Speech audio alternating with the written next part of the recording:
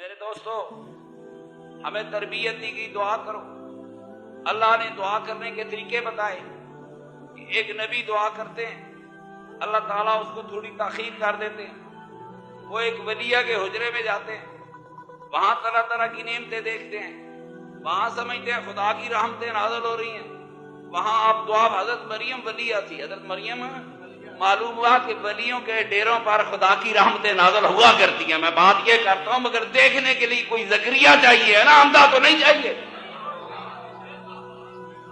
وہاں رحمتیں نازل ہو رہی ہیں، پھل آ رہے ہیں، آپ نے دعا کی تو اللہ نے قبول کر لی۔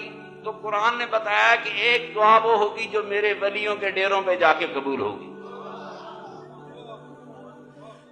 ایک دعا تو وہ ہوگی جو ولیوں کے ڈیروں پہ جا کے قبول، جگہ بدلنے سے۔ ہم گھر میں دعا کرتے ہیں اور ہے، مسجد میں دعا کرتے ہیں اور ہے، داتا حضور کے سامنے کھڑے کرتے ہیں تو انداز اور ہوگا، میرے سرور کائنات میں قدموں میں کھڑا ہوگا تو دعا کا انداز اور ہوگا۔ جگہ بدلنے سے دعاؤں کی تاثیریں بدل دی جاتی ہیں۔